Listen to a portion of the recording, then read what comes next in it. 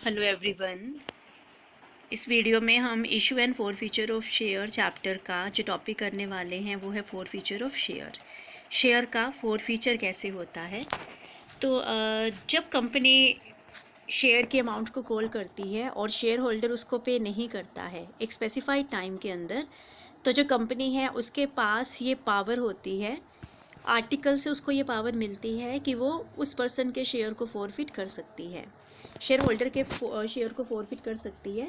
और जब share forfeit हो जाते हैं तो उस कंडीशन में क्या होगा, फोर फीचर के बाद जिसके शेयर को फॉरफिट किया गया है वो अब कंपनी का शेयर होल्डर नहीं रहेगा। उसके जो पैसा कंपनी के पास ऑलरेडी आ चुका है, जैसे अगर कंपनी ने एप्लीकेशन, अलॉटमेंट और कॉल मंगवाई हैं और उस पर्सन ने कॉल को तो पे नहीं किया और एप्लीकेशन अलॉटमेंट का पैसा वो कंपनी को दे चुका है, तो ये दोनों की दोनों जो अमाउंट है कंपनी फॉरफिट कर सकती है, तो इस अमाउंट को फॉरफिट कर दिया जाएगा। तो इसी को हम फॉरफीचर ऑफ शेयर बोलते हैं। एप्लीकेशन अलॉटमेंट की जो अमाउंट कंपनी रिसीव कर चुकी है तो उस अमाउंट को रिफ़ंड नहीं किया जाएगा। फॉरफीचर दो तरह के शेयर का हो सकता है, दो तरह के केसेस में हो सकता है। पहली कंडीशन है कि अगर हमने शेयर को ओरिजिनली पार पर इशू किया था। सेकंड केस है कि अगर हमने प्रीमियम पर इशू किया था। पार पर और प्रीमियम पर अगर हमने पार पर इशू किया तो उस कंडीशन में तो हमें ज़्यादा प्रॉब्लम नहीं आती है। अगर हमने प्रीमियम पर इशू किया है तो उस कंडीशन में दो अलग अलग केसेस हो सकते हैं कि क्या प्रीमियम की अमाउंट फॉर फीचर के टाइम आ चुकी थी। सेकंड केस हो सकता है क्या प्रीमियम की अमाउंट फॉर फीचर के टाइम नहीं आई थी। तो दोनों कंडीशन में अलग अलग ट्रीटमेंट होगा। तो पहला केस है कि अगर हमने पार पर इशू किया है। अगर हम पार पर इशू करते हैं तो बेसिकली जो जनरल एंट्रीज होती हैं, जनरल एंट्री में जैसे अगर उसने कॉल को पे नहीं किया तो कुछ इस तरह का अकाउंटिंग ट्रीटमेंट हम करते हैं। शेयर कैपिटल के सामने कॉल्ड अप अमाउंट को शो किया जाता है, कितना पैसा हमने कॉल किया। अगर कोई कॉल नहीं आई है तो उसके सामने हम अनपेड अमाउंट को शो करेंगे। और फोर फीचर कौन सी अमाउंट का होता है, जो पेड अप हो चुका है, जो अमाउंट हमारे पास आ चुकी हैं। जैसे अगर कंपनी ने 7 रुपीज़ कॉल करे हैं तो शेयर कैपिटल के सामने हम 7 से मल्टीप्लाई करेंगे। अगर उसने 7 में से 2 पे नहीं किया तो फर्स्ट कॉल के सामने हम 2 से मल्टीप्लाई करेंगे और जो पे हो चुका है तो उसके सामने हम जितना रिमेनिंग जो आ चुका है, मतलब 5 अगर आ चुका है तो हम 5 से मल्टीप्लाई करेंगे। तो ये केस था कि अगर हमने पार पर इशू किया। सेकंड केस है कि अगर हमने प्रीमियम पर इशू किया तो उनका अगर फोर फीचर होता है तो अगर तो प्रीमियम की अमाउंट हमारे पास आ चुकी है तो हम सेम एंट्री पास करते हैं जैसे हमने पार वाले केस में की है। अब प्रीमियम आया कि नहीं आया ये पता कहाँ से चलेगा। अगर प्रीमियम एप्लीकेशन के साथ है तो अगर एप्लीकेशन आ चुकी है तो ऑब्वियसली प्रीमियम भी आ चुका है। अगर प्रीमियम अलॉटमेंट के साथ है तो अगर अलॉटमेंट आ चुकी है तो प्रीमियम भी आ चुका है। अगर प्रीमियम फर्स्ट कॉल के साथ है तो अगर कॉल आ चुकी है तो प्रीमियम भी आ चुका है। तो अगर प्रीमियम आ चुका है तो उसका कोई भी ट्रीटमेंट हम इस जनरल एंट्री के अंदर नहीं करते हैं, बिल्कुल सेम एंट्री हम पास करेंगे जैसे हम पार वाले केस में हमने करी है। लेकिन अगर प्रीमियम की अमाउंट हमें रिसीव नहीं हुई है तो उस कंडीशन में हमें जनरल एंट्री के अंदर प्रीमियम को भी शो करना होता है। तो हम इसका ट्रीटमेंट कैसे करेंगे, शेयर कैपिटल के सामने तो हम कॉल्ड अप दिखाते हैं और कॉल्ड अप वो आता है जिसमें प्रीमियम को हमें एक्सक्लूड करना है, एक्सक्लूडिंग प्रीमियम हम दिखाएंगे। प्रीमियम के सामने जितना प्रीमियम हमें रिसीव नहीं हुआ है वो हम दिखाते हैं। अलॉटमेंट के सामने अगर अलॉटमेंट नहीं आई है, इंक्लूडिंग प्रीमियम नहीं आया, तो ये अमाउंट इंक्लूडिंग प्रीमियम आती है। अगर कॉल भी नहीं आई है तो हम कॉल का अकाउंट ओपन करेंगे और जो अमाउंट हमारे पास आ चुकी हैं, जैसे शेयर फॉर फीचर अगर में वो अमाउंट आती है, जैसे एप्लीकेशन अगर आ चुकी हैं तो एप्लीकेशन की जो अमाउंट है वो शेयर फॉर फीचर में चली जाती हैं। इसके बाद है इन शेयर को री इशू भी किया जा सकता है। तो री इशू भी 3 तरह से हो सकता है। हम पार पर भी री इशू कर सकते हैं, प्रीमियम पर भी कर सकते हैं और डिस्काउंट पर भी कर सकते हैं। अगर हमने पार पर इशू किया तो सिंपल एंट्री पास करेंगे हम, bank account debit to share capital account. अगर हमने प्रीमियम पर इशू किया तो प्रीमियम साथ में क्रेडिट हो जाएगा, तो bank account debit to share capital to security premium. 10 वाला शेयर अगर हमने 12 में रीइशू किया तो बैंक के सामने 12, शेयर कैपिटल के सामने 10 और सिक्योरिटी प्रीमियम के सामने 2 रुपीज़ आएंगे। अगर हमने डिस्काउंट पर रीइशू किया तो हम इस केस में डिस्काउंट अकाउंट ओपन नहीं करते हैं, हमें इसके डिस्काउंट की जगह पे हम शेयर फॉरफीचर अकाउंट ओपन करते हैं। इसका रीज़न क्या है कि जब हमने शेयर को फॉरफिट किया था तो वहाँ पर हमें कुछ ना कुछ जब हमने शेयर को फॉरफिट किया था तो कुछ पैसा कंपनी ने शेयर होल्डर का जब्त कर लिया था। वो कंपनी के लिए प्रॉफिट होता है और वो कैपिटल नेचर का प्रॉफिट होता है। जब कंपनी उन्हीं शेयर को रीइशू करती है और रीइशू अगर डिस्काउंट पर हो रहा है तो वो कंपनी के लिए लॉस होता है और वो कैपिटल नेचर का लॉस होता है। तो कंपनी इस लॉस को उसी प्रॉफिट में से राइट ऑफ करती है। ठीक है, तो यहाँ पर शेयर डिस्काउंट अकाउंट ओपन करने की बजाय शेयर फॉरफीचर अकाउंट ओपन किया जाता है। अगर 10 वाला शेयर 9 में रीइशू किया तो कैपिटल के सामने 10 आएगा, बैंक के सामने 9 आएगा और फॉरफीचर के सामने 1 रुपी आ जाएगा। तो इस तरह से शेयर का रीइशू हो जाता है। अब रीइशू के बाद जब कंपनी ने शेयर को रीइशू कर दिया तो जितने शेयर को रीइशू कर दिया उनके हिस्से का जितना हमारे पास फॉरफीचर का बैलेंस अवेलेबल होगा तो उसको हमें कैपिटल रिजर्व में ट्रांसफ़र कर देना है। तो हम एंट्री पास करेंगे share forfeiture account debit to capital reserve account. तो इस तरह से हम जनरल एंट्रीज़ को बुक्स में रिकॉर्ड करेंगे। अब कुछ क्वेश्चन हम इसके करते हैं। जैसे ये इलस्ट्रेशन 13 ये एग्जांपल हमारे पास है। एक लिमिटेड ने 20,000 के इक्विटी शेयर इशू करे हैं, 100 का एक है और इसकी पेमेंट कैसे होनी है। एप्लीकेशन अलॉटमेंट पर 50 रुपीज़ हैं, फर्स्ट कॉल पर 25 हैं, सेकंड कॉल पर 25 हैं। एक मेंबर जिसके पास 800 शेयर है वो सेकंड कॉल को पे नहीं कर पाया और उसके शेयर को फॉरफिट कर दिया। इसमें से 600 शेयर को रीइशू किया गया और रीइशू कैसे किया गया, फुली पेड अप मानते हुए 80 में रीइशू किया गया। देखो यहाँ पर सबसे पहले तो हमें शेयर को फॉरफिट करना पड़ेगा और रीइशू हम बाद में करेंगे। आपको क्वेश्चन के अंदर जो गिवन है एप्लीकेशन और अलॉटमेंट एक साथ है, तो सबसे पहले तो हम एप्लीकेशन अलॉटमेंट के मिलने की एंट्री पास करेंगे। Bank account debit to share application and allotment, इन दोनों का जॉइंट अकाउंट ओपन किया गया है। तो एप्लीकेशन अलॉटमेंट थी 50 की और शेयर है 20,000 के। तो फर्स्ट ऑफ ऑल हमें यहाँ 20,000 को 50 से मल्टीप्लाई करना है। ठीक है, तो एप्लीकेशन की मनी आ जाएगी। फिर हम इसको कैपिटल में ट्रांसफ़र कर देंगे। Share application and allotment account debit to share capital account 10 lakh हो गया। अब हम कॉल करेंगे इक्विटी शेयर फर्स्ट कॉल को। तो इक्विटी शेयर फर्स्ट कॉल को 25 की है, तो यहाँ हमें 20,000 को 25 से मल्टीप्लाई करना है तो 5 लाख हो जाएगा। फर्स्ट कॉल सभी शेयर होल्डर ने पे कर दी हैं, तो फर्स्ट कॉल को रिसीव करने की एंट्री हम करेंगे bank account debit to share first call account. 5 lakh की अमाउंट यहाँ कवर होगी। अब हमें ड्यू करनी है सेकंड कॉल। सेकंड कॉल भी 25 रुपीज़ की है। Share second call account debit to share capital account. तो यहाँ पर हम 20,000 को 25 से मल्टीप्लाई करेंगे तो ये सेकंड कॉल की अमाउंट आ जाएगी। अब आपको क्वेश्चन के अंदर बोला गया है कि एक मेंबर जिसके पास 800 शेयर है उसने हमें सेकंड कॉल को पे नहीं किया है। दैट मीन्स जब हम सेकंड कॉल को रिसीव करेंगे तो हमें इन शेयर की अमाउंट को डिडक्ट करके दिखाना होगा। जो टोटल नंबर ऑफ शेयर थे वो कितने हैं, जो नंबर हमारे पास क्वेश्चन के अंदर गिवन है वो 20,000 है। तो 20,000 में से हमें 800 शेयर ने पेमेंट नहीं करी है, तो पेमेंट कितनों की आई, 19,200। 19,200 पर हमें देखना है 25 के हिसाब से, तो हम 19,200 को 25 से मल्टीप्लाई करेंगे तो ये अमाउंट हमारे पास सेकंड कॉल की आ जाएगी जो अभी हमने रिसीव करी है, क्योंकि 800 शेयर ने तो हमें सेकंड कॉल को पे ही नहीं किया है। अब इन शेयर को हमें फॉरफिट करना पड़ेगा। तो फॉरफीचर में हम कैपिटल के सामने तो वो अमाउंट दिखाते हैं जो हमने कॉल की है। हम इनसे सब कुछ कॉल कर चुके हैं, दैट मीन्स हम 10 रुपीज़ कॉल कर चुके हैं। तो आप 800 को 10 से मल्टीप्लाई करेंगे। इन्होंने सेकंड कॉल को पे नहीं किया है, तो यहाँ पर हमें 800 को 25 से जो हमारी सेकंड कॉल की अमाउंट है उससे यहाँ पे बेसिकली 100 आएगा। 100 का शेयर है, हमने 100 का 100 कॉल किया है। इन्होंने हमें 25 रुपीज़ पे नहीं किया है, तो इक्विटी शेयर सेकंड कॉल के सामने हम 800 को 25 से मल्टीप्लाई करेंगे। फिर जो रिमेनिंग बैलेंस होगा हमारा वो हमारे पास आ चुका होगा। आ चुका होगा, तो 100 में से 25 अगर नहीं आए हैं तो 75 हमें रिसीव हो चुके हैं।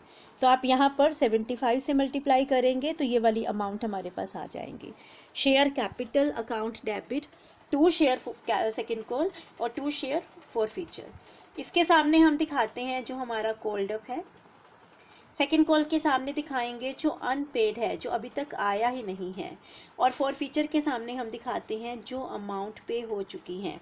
अगर हमने 100 कॉल किया था, 25 नहीं आया है, that means 75 rupees company receive कर चुकी हैं और कंपनी इन 75 को फॉरफिट कर सकती हैं जब वो शेयर को फॉरफिट करेगी।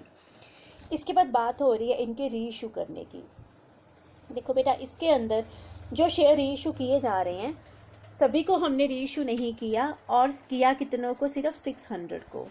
इनको फुली पेड अप मानते हैं। फुली पेड अप का मतलब 100 वाला शेयर, और री इशू कितने में कर रहे हैं, 80 में कर रहे हैं। अगर हम 100 वाला शेयर 80 में री इशू कर रहे हैं तो 20 रुपीज़ का डिस्काउंट हुआ।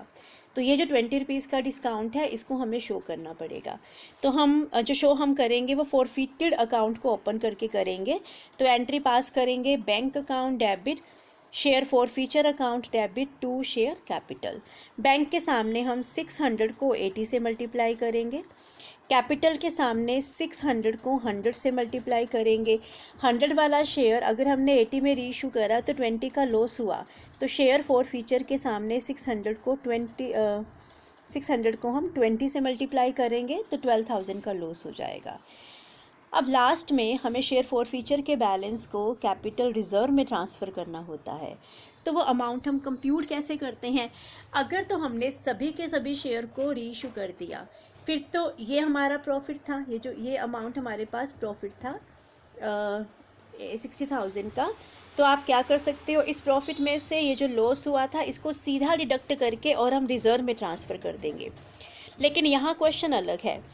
ये प्रॉफिट बेसिकली 800 शेयर के ऊपर है, लेकिन हम री इशू कर रहे हैं 600, तो हमें 600 का प्रोपोर्शनेटली प्रॉफिट निकालना पड़ेगा। तो आप यूनिटरी मेथड लगा सकते हैं कि अगर 800 शेयर के ऊपर 60,000 का प्रॉफिट है तो 600 के ऊपर कितना प्रॉफिट हुआ, तो वो प्रॉफिट हमें कंप्यूट करना है। तो 800 के ऊपर जो प्रॉफिट है, 800 के ऊपर प्रॉफिट 60,000 का है, तो आपको 600 के ऊपर कंप्यूट करना है, इसको हम 600 से मल्टीप्लाई करेंगे। तो जो प्रॉफिट हमारे पास आएगा ये सब करने के बाद वो जो अमाउंट है प्रॉफिट की वो यहाँ से आ जाएगी, ये आ रही है 45,000।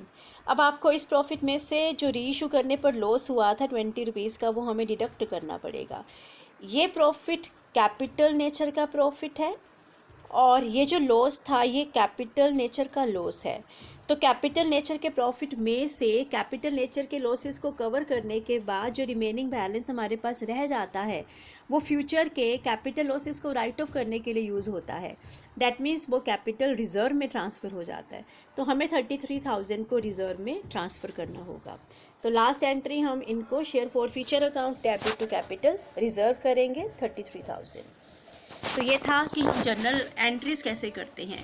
इसके बाद बैलेंस शीट बनाने की बात हो रही है। बैलेंस शीट हम कैसे प्रिपेयर करेंगे? सबसे पहले तो आपको नंबर कंप्यूट करना होता है कि हमें बैलेंस शीट के अंदर सब्सक्राइब्ड कैपिटल के अंदर कितना नंबर शो करना होगा। तो वहाँ पर जितना हमने इशू करा था, इशूड में से माइनस हो जाते हैं जो शेयर हमने फॉरफिट करे हैं, और ऐड हो जाते हैं जिनको हमने री इशू कर दिया। तो हमने स्टार्टिंग में जो इशू किया था वो 20,000 शेयर को किया था, जिसमें से 800 शेयर को हमने फॉरफिट कर दिया, और वापस हमने 600 शेयर को री इशू भी कर दिया। तो जो नेट बैलेंस बचेगा वो 19,200 का होगा। तो जब आप 19,800 होगा बेटा, क्योंकि टोटल जो है वो 20,000 के शेयर है, इसमें से 800 को हमने फॉरफिट किया, 600 को हमने वापस री इशू कर दिया। तो 19,800 के जो सब्सक्राइब शेयर है वो हमारे पास आ जाएंगे और 100 का एक होगा। तो कैपिटल नोट नंबर 1 में आती हैं। शेयर कैपिटल हम नोट्स में दिखाते हैं। सबसे पहले जो इशूड थे वो तो 20,000 के ही थे, 100 का एक था। सब्सक्राइब्ड कैपिटल में आप पूरी एडजस्टमेंट करने के बाद दिखाते हैं। लाइक अगर फॉरफिटेड है तो आपको डिडक्ट करने पड़ेंगे, री इशूड है तो आपको ऐड करने पड़ेंगे, और ऐड करके 19,800 है और एक शेयर 100 का है, तो इन दोनों को मल्टीप्लाई करके ये अमाउंट हमारे पास आ जाएगी 19,80,000। अब इसके बाद यहाँ पे आपको शो हो रहा है शेयर फॉरफीचर। ये कहाँ से आएगा? ये वो बैलेंस होता है जो उन शेयर की प्रोपोर्शनेट अमाउंट है जिन शेयर होल्डर का शेयर हमने फॉरफिट तो कर दिए हैं लेकिन अभी तक हमने उनको री इशू नहीं किया। जैसे हमने 800 शेयर को फॉरफिट किया था, 600 को हमने री इशू कर दिया, तो जो अनइशूड है वो 200 की हैं। इनके हिस्से का जो प्रॉफिट होता है वो तो चला जाता है कैपिटल रिजर्व में, लेकिन जिनको अभी री इशू हमने किया ही नहीं है उनका balance as it is share forfeiture account में रहता है और वो बैलेंस शीट के अंदर शेयर कैपिटल में ऐड हो जाता है। तो आपको इन 200 का भी प्रोपोर्शनेटली प्रॉफिट कंप्यूट करना पड़ेगा। जैसे हमने 600 का निकाला था तो हमें पता है कि 800 के ऊपर जो प्रॉफिट हुआ है वो 60,000 का हुआ है। यहाँ जो प्रॉफिट है वो 60,000 का है। ये 60,000 का प्रॉफिट 800 के ऊपर हुआ था, तो आपको 200 का प्रॉफिट कंप्यूट करना पड़ेगा। 200 का प्रॉफिट जो भी हमारा आएगा तो वो हमारा यहाँ पर ये 15,000 आ रहा है, इसको हम शेयर कैपिटल में ऐड करके दिखाते हैं और यहाँ से हमारे पास सब्सक्राइब्ड कैपिटल का टोटल आ जाएगा।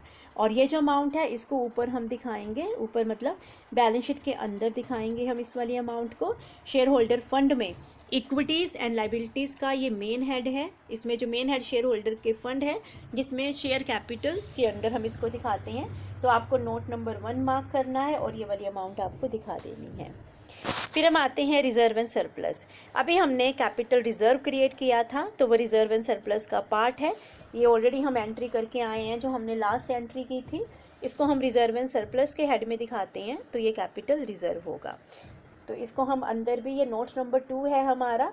तो जब आप शेयर कैपिटल के बाद रिजर्व एंड सरप्लस को शो करेंगे तो नोट नंबर 2 में और 33,000 होगा, यहाँ से हमारे पास टोटल आ जाएगा। इसके बाद आपको cash and cash equivalent compute करना है, तो आप बैंक अकाउंट बनाकर कर सकते हैं। और कैश एंड कैश इक्विवेलेंट को आप एक बार नीचे नोट्स में भी दिखाएंगे। कैश एंड कैश इक्विवेलेंट में कैश एट बैंक होगा, तो जो ये अमाउंट हमारे पास आई है इसको आप ऊपर बैलेंस शीट में ले जाएंगे और कैश एंड कैश इक्विवेलेंट के हेड में शो करेंगे। तो इस तरह से जब हम शेयर को फॉरफिट करते हैं, उनको रीइशू करते हैं, तो हम उनका अकाउंटिंग ट्रीटमेंट कर सकते हैं।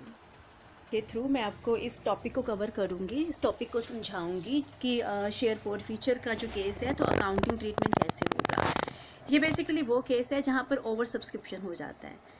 तो इसमें है कि एक कंपनी की जो रजिस्टर्ड कैपिटल है वो है ऑथराइज कैपिटल 40 लाख रुपीज़ की है और 10 रुपये का एक शेयर है। दैट मीन्स अगर हम 40 लाख की अमाउंट की बात कर रहे हैं तो अगर हम इसको 10 से डिवाइड करें तो नंबर ऑफ शेयर 4 लाख हो जाते हैं। इनमें से 1,20,000 जो शेयर्स हैं वो हमने fully paid up to the vendor for the purchase of the building, कि हमने बिल्डिंग खरीदने के लिए वेंडर को इशू करे हैं। उसके अलावा 1,60,000 के जो शेयर हैं वो हमने पब्लिक को इशू करे हैं ड्यूरिंग द फर्स्ट ईयर। 6 पर शेयर कॉल्ड अप है कि हमने फर्स्ट ईयर में इनको इशू किया था। जब हमने इशू किया था तो हमने सिर्फ 6 रुपीज़ ही कॉल करे हैं। तो कॉल हमने कैसे किया? 3 एप्लीकेशन पर, 1 अलॉटमेंट पर, 1 फर्स्ट कॉल पर और 1 सेकेंड कॉल पर। The amount received in respect of the share were as follows. तो अमाउंट हमें रिसीव कैसे हुई? जो 1,20,000 के शेयर थे, share the full amount call 1,20,000 के ऊपर जितना हमने कॉल किया था वो सारा का सारा हमें मिल गया।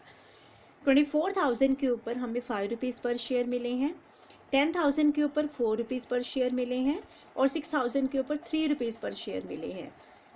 बेसिकली इस क्वेश्चन के अंदर हमने ये सिंपल क्वेश्चन ही है, इसमें ओवर सब्सक्रिप्शन नहीं है, सॉरी। तो 160 शेयर ही हमने इशू करे थे और 160 के लिए एप्लीकेशन आई होगी, 160 ही सब्सक्राइब हुए हैं, ठीक है। तो 120 हमने अभी कॉल कितना किया है? हमने कॉल किया है 6 रुपीज़, तो इसने हमें 6 का 6 पे कर दिया। Means application, allotment, first call, second call सब पे कर दिया। इसने हमें 5 पे करा, मीन्स इसने सेकेंड कॉल को पे नहीं किया होगा। इसने सिर्फ हमें एप्लीकेशन, अलॉटमेंट और फर्स्ट कॉल को पे किया होगा, क्योंकि ये एप्लीकेशन है, ये अलॉटमेंट है, ये फर्स्ट कॉल है, तो उसने हमें ये पे किया है। जो ये 10,000 शेयर हैं इन्होंने हमें 4 रुपीज़ पे करे हैं, मीन्स इसने एप्लीकेशन और अलॉटमेंट ही पे करी हैं। 6,000 ने हमें 3 रुपीज़ पे करे हैं, मीन्स सिर्फ एप्लीकेशन ही पे करी हैं। डायरेक्टर ने उन शेयर को फॉरफिट कर दिया, उन 16,000 को फॉरफिट किया ऑन विच लेस देन 5 पर शेयर हैव बिन रिसीव, जिनके ऊपर हमें 5 रुपये से कम रिसीव हुआ। उनको डायरेक्टर ने फॉरफिट कर दिया। तो 5 रुपये से कम हमें एक तो यहाँ रिसीव हो रहा है इन दोनों के ऊपर, तो ये 10 + 6, इसका मतलब इन्हीं 16,000 को डायरेक्टर ने फॉरफिट किया। आप इसके लिए एक टेबल बना सकते हैं कि किसने हमें कितना पे किया है। तो हम कैसे कर सकते हैं, देखो यहाँ आप इस अमाउंट को कैसे निकाल सकते हैं। जैसे सबसे पहले तो एप्लीकेशन, अगर हम ये देखें कि एप्लीकेशन अगर 3 की है, 1 की है, 1 की है और 1 की है, ये एप्लीकेशन है, ये अलॉटमेंट है, फर्स्ट कॉल है और ये सेकंड कॉल है। तो पहले हमारे पास जो शेयर है वो 120 है, 120 ने हमें सब कुछ पे कर दिया, application, allotment, first call, second call ये पे कर दी हैं। तो यहाँ पर जो एप्लीकेशन है 120 × 3 ये बन जाएगी 3,60,000, ये हमारे पास आ चुकी हैं। 1,20,000 हमारे पास आ चुके हैं, 1,20,000 आ चुके हैं और 1,20,000 आ चुके हैं। 24,000 के ऊपर 5 रुपये आए हैं, मतलब ये दोनों अमाउंट हमारी उसकी, ये तीनों अमाउंट आ चुकी है, तो ये हमें रिसीव नहीं हुआ। 10,000 ने हमें 4 रुपीज़ पे कर दिए हैं, मींस इसने ये और ये पे कर दिया है, तो ये दोनों अमाउंट हमें पे नहीं की है। जो 6,000 शेयर है इन्होंने सिर्फ हमें एप्लीकेशन की अमाउंट पे करी है, तो ये वाली जो अमाउंट है वो हमारे पास नहीं आई है। आपको इन दोनों शेयर का देखना है इनको फॉरफिट करने के लिए कि इनकी कौन कौन सी अमाउंट हमारे पास नहीं आई है। तो 10,000 पर एक तो ये नहीं आया, ठीक है, ये अमाउंट नहीं रिसीव हुई है। ऐसे ही जो 6,000 है तो उस पर हमारे पास ये तीनों अमाउंट नहीं आई हैं। तो अगर हम अलॉटमेंट का देखें तो 6 × 1 मीन 6,000 हमें रिसीव नहीं हुआ। अगर हम फर्स्ट कॉल का देखें तो 16 × 1 मतलब 10 × 1 और 6 × 1, तो ये 16 हो गया, 16,000 हमें रिसीव नहीं हुआ। ऐसे ही सेकंड कॉल का भी 16,000 हमें रिसीव नहीं हुआ है। कपड़े तो ये अमाउंट हमारे पास आ जाएगी जो हमें रिसीव हुई नहीं है। अच्छा, इन 10,000 के ऊपर हमें ये वाली अमाउंट रिसीव नहीं हुई, मतलब जो ऊपर वाली 24,000 है, तो ये वाली अमाउंट हमारे पास नहीं आई है। 24,000 के ऊपर हमें 1 रुपये नहीं मिले हैं, तो ये भी अनपेड में आएगा। अब आपको करना क्या है, सबसे पहले तो हम बिल्डिंग के लिए जब हम शेयर को इशू कर रहे हैं तो पहले आपको बिल्डिंग परचेज़ करने की एंट्री पास करनी पड़ेगी। Building account debit to vendor account, तो ये जनरल एंट्री हम पास करेंगे। फिर जब हम वेंडर को शेयर इशू कर रहे हैं तो आपको सेकंड एंट्री वेंडर को शेयर इशू करने की करनी होगी। तो 12 लाख के शेयर हमने की अमाउंट के शेयर हमने वेंडर को इशू करे हैं। अब आपको एप्लीकेशन को ड्यू करना है, शेयर एप्लीकेशन रिसीव करना है bank account debit to share application account. Application सभी के लिए आ चुकी हैं, तो 160 को हम 3 से मल्टीप्लाई करेंगे तो 4,80,000 हो गया। Share application to share capital, यहाँ पर भी हम 4,80,000 मतलब ये अमाउंट हमारे पास आ जाएगी, क्योंकि सब लोग पे कर चुके हैं और उनको हमने शेयर अलॉट कर दिया है। अब हम अलॉटमेंट को ड्यू करेंगे, 1,60,000 को हम 1 से मल्टीप्लाई करेंगे तो अलॉटमेंट के ड्यू करने की एंट्री हम कर देंगे share allotment account debit to share capital account. Allotment को हम रिसीव करेंगे। अलॉटमेंट कितने शेयर होल्डर ने अलॉटमेंट को पे नहीं किया है, जो ये 6,000 शेयर है इन्होंने सिर्फ 3 रुपीज़ पे करे हैं, मतलब इसने अलॉटमेंट को पे नहीं किया। इसने भी पे कर दिया है, इसने भी पे कर दिया और इसने भी हमें पे कर दिया है, तो अलॉटमेंट सिर्फ 6 पर नहीं आया। तो 6,000 को माइनस करके तो रिमेनिंग शेयर होल्डर के ऊपर, मतलब जो शेयर थे वो 1,60,000 के थे, जिनमें से 6,000 ने हमें अलॉटमेंट को पे नहीं किया, तो पे करने वाले 1,54,000 के शेयर हो गए। इसको हम 1 से मल्टीप्लाई करेंगे तो अलॉटमेंट के रिसीव करने की एंट्री हम पास कर सकते हैं। अब हम फर्स्ट कॉल को ड्यू करेंगे, share first call account debit to share capital, तो 160 को 1 से मल्टीप्लाई किया। इसको रिसीव करने की एंट्री पास करेंगे। जो फर्स्ट कॉल है हमने कॉल तो 160 पर करी थी, इसमें से एक तो जो थर्ड कैटेगरी है 10,000 इसने हमें पे नहीं किया और लास्ट कैटेगरी वालों ने भी पे नहीं किया, तो पे जो किया है वो 1,44,000 ने किया है। इसको रिसीव करने के लिए हम bank account debit to share first call 1,44,000 को 1 से मल्टीप्लाई करेंगे। अब हम बात करते हैं शेयर सेकंड कॉल की। Share second call account debit to share capital, तो यहाँ भी 160 को 1 से मल्टीप्लाई करेंगे। इसके रिसीव करने के लिए सेकंड कॉल पे करने वाली 3 कैटेगरी के लोग हैं, ये तीनों, इन्होंने ही सेकंड कॉल को पे नहीं किया, क्योंकि एप्लीकेशन 3 की है, अलॉटमेंट 1 की है, फर्स्ट कॉल 1 की है, सेकंड कॉल 1 की है। तो सेकंड कॉल 1 की अगर हम हटा दे तो 5 रुपये बिना सेकंड कॉल के बनते हैं। इसने 5 रुपीज़ ही पे करे, मीन सेकंड कॉल को पे नहीं किया। इसने तो फर्स्ट और सेकंड दोनों को पे नहीं किया, और इसने अलॉटमेंट को भी पे नहीं किया। तो मीन्स सेकंड कॉल को पे करने वाले ये तीनों शेयर होल्डर, ये तीनों हैं 24, 10 और 6। तो इनका टोटल हो गया 40,000। मीन्स 160 में से 40,000 ने हमें सेकंड कॉल को पे नहीं किया है। अगर 160 में से 40 ने पे नहीं किया तो पे करने वाले 120 हो गए। तो 120 को 1 से मल्टीप्लाई करेंगे तो इसके रिसीव करने की एंट्री हम पास कर देंगे। अब हमने जो हमारे 16,000 के शेयर हैं लास्ट की दोनों कैटेगरी, उनको हमें फॉरफिट करना है।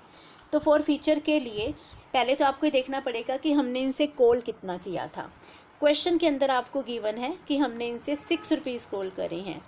तो जब हम शेयर कैपिटल के सामने अमाउंट दिखाएंगे तो हम 16,000 को 6 से मल्टीप्लाई करके 16,000 को 6 से मल्टीप्लाई करेंगे तो ये हमारे पास वो अमाउंट आ जाएगी जो हमने कॉल करी है। अलॉटमेंट सिर्फ 6,000 ने पे नहीं की है, ये जो तीनों अमाउंट है वो अनपेड है, ये हमारे पास नहीं आई है। तो 6,000 इंटू 1 हो जाएगा। फर्स्ट कॉल 16,000 शेयर होल्डर ने हमें पे नहीं की है, तो 16,000 को हम 1 से मल्टीप्लाई करेंगे। अलॉटमेंट भी 16,000 ने हमें पे नहीं की है, तो 16,000 को 1 से मल्टीप्लाई करेंगे। ठीक है, और जो अमाउंट हमारे पास बचेगी वो अमाउंट हमारी शेयर फॉर फीचर में चली जाएगी। इसके रीइशू के बारे में क्वेश्चन के अंदर कुछ भी मेंशन नहीं है, तो हम रीइशू का कोई भी ट्रीटमेंट नहीं करेंगे। अब आपको नंबर ऑफ़ शेयर कंप्यूट करना है। देखो, नंबर ऑफ़ शेयर में हमने जो शेयर ऑथराइज थे वो तो 4 लाख के शेयर थे। इशू हमने कितने करे? 2,80,000 के शेयर। ये 2,80,000 कहाँ से आया? पब्लिक को हमने इशू करे थे 2 लाख के शेयर, 160 के शेयर, ठीक है। और 120 के जो शेयर है वो हमने इशू करे थे बिल्डिंग के बदले में। ये 2,80,000 कैसे आएगा? एक तो हमने वेंडर को इशू करे हैं 1,20,000 के शेयर और पब्लिक को इशू करे हैं 1,60,000 के, तो टोटल शेयर इशू हो गए 2,80,000 के। सब्सक्राइब्ड हम कैसे निकालेंगे? Subscribed and fully paid up. देखो, जो तो हमने बिल्डिंग के बदले में इशू करे वो तो फुली पेड अप मान के चलेंगे, तो वो फुली पेड अप वाली कैटेगरी में आते हैं। इनको हमने 10 में फुली पेड अप में इशू किया था, तो ये फुली पेड अप वाली कैटेगरी में है। जो सेकंड टाइप के शेयर हैं जिन पर अभी तक हमने पूरी अमाउंट को कॉल ही नहीं किया, तो वो कभी भी फुली पेड अप नहीं, मतलब अभी वो फुली पेड अप नहीं हो सकते हैं जब तक कि हम उनसे सब कुछ कॉल नहीं कर देते हैं और वो सब कुछ हमें पे नहीं कर देते हैं, इसीलिए वो नॉट फुली पेड अप वाली कैटेगरी में आएंगे। नंबर हम कैसे कंप्यूट करेंगे? इनका नंबर निकालने के लिए जो हमने ओरिजिनली इशू करे थे शेयर, हमने इशू करे थे 1,60,000 के, जिनमें से 16,000 को हमने फॉरफिट कर दिया, तो नंबर बचा 1,44,000 का। अभी हमने कुछ भी रीइशू नहीं किया है, तो 1,44,000 हम नॉट फुली पेड अप की कैटेगरी में दिखाएंगे। और यहाँ पर आपको जो अमाउंट है 1,44,000 के शेयर है, 10 का एक है, लेकिन अभी हमने कॉल कितना किया? 6 रुपीज़ कॉल किया है, तो ये अमाउंट हम यहाँ दिखा देंगे। अब आप सोचेंगे ये कॉल्स इन एरियर कहाँ से आया? देखो, ये उन शेयर होल्डर का होता है जिनसे हमने कॉल किया है, उन्होंने पे नहीं किया और उनके शेयर को अभी हमने फॉरफिट नहीं किया है। जो शेयर फॉरफिटेड नहीं होते हैं, तो उन्होंने अगर किसी कॉल को पे नहीं किया होता है तो वो कॉल्स इन एरियर हो जाती हैं और इसको हम सब्सक्राइब्ड कैपिटल में से डिडक्ट करके दिखाते हैं। तो आपको यहाँ पर कॉल्स इन एरियर को माइनस करके दिखाना है। कॉज इन एरियर हम डिडक्ट कंप्यूट कैसे करेंगे? देखो, जब हमने क्वेश्चन में देखा था, ये जो 24,000 शेयर है इनको हमने फॉरफिट नहीं किया, इनको अभी तक हमने फॉरफिट नहीं किया है, जबकि इन्होंने फाइनल कॉल को पे नहीं किया था। ठीक है, तो जिनको हमने फॉरफिट नहीं किया उनके हिस्से की हम अमाउंट कंप्यूट करेंगे जो कॉल्स इन एरियर है। फाइनल कॉल 1 रुपये की है, दैट मीन्स इनके जो कॉल्स इन एरियर है वो 24,000 की हो जाएगी। तो जब आप बैलेंस शीट प्रिपेयर करेंगे तो वहाँ पर शेयर कैपिटल में से हमें फॉरफिट जो कॉल्स इन एरियर है तो उस अमाउंट को हमें माइनस करके दिखाना है। अब हम ऐड क्या करेंगे? Share forfeiture. जिन शेयर को हमने फॉरफिट कर लिया और उनको हमने रीइशू नहीं किया है, तो उनका जितना भी प्रॉफिट बनता है वो सारा का सारा शेयर फॉर फीचर में चला जाता है और वो सब्सक्राइब्ड कैपिटल में ऐड हो जाता है। तो अभी जो हमने फोर फीचर की एंट्री पास करी थी उसमें जो प्रॉफिट आया था 58,000 का, तो ये जो प्रॉफिट है इसे हम शेयर फोर फीचर में ऐड कर देंगे 58,000। और बाहर जो आप अमाउंट, ये बाहर वाली अमाउंट है जो हम नोट्स के अंदर कैलकुलेशन कर रहे हैं, आपको ऊपर जो अमाउंट लेकर जानी है, जो भी अमाउंट हमें शो करनी है बैलेंस शीट के अंदर, तो वो कितनी अमाउंट रहेगी, वो अमाउंट बेसिकली इन दोनों का टोटल, इनका टोटल होगा 12 लाख, 8,40,000 और 58,000। तो ये टोटल हमारे पास ये आ रहा है, ये जो अमाउंट है 20,98,000। तो हम ऊपर बैलेंस शीट के अंदर 20,98,000 को शो कर देंगे और नोट नंबर 1 होगा ये। आपको जो क्वेश्चन है उसके अंदर आपको बोला गया था कि आपको सिर्फ शेयर कैपिटल को ही शो करना है, बैलेंस शीट के अंदर आप इसको कैसे अपीयर करेंगे, आपको पूरी बैलेंस शीट को प्रिपेयर नहीं करना है। तो यहाँ पर इस क्वेश्चन का एंड होता है। तो मैंने इस वीडियो में आपको 2 क्वेश्चन करवाए हैं जो शेयर कोर फीचर से रिलेटेड थे। मुझे उम्मीद है कि आपको ये टॉपिक समझ में आया होगा। अगर फिर भी आपकी कोई डाउट है तो आप कमेंट सेक्शन में डाल सकते हैं।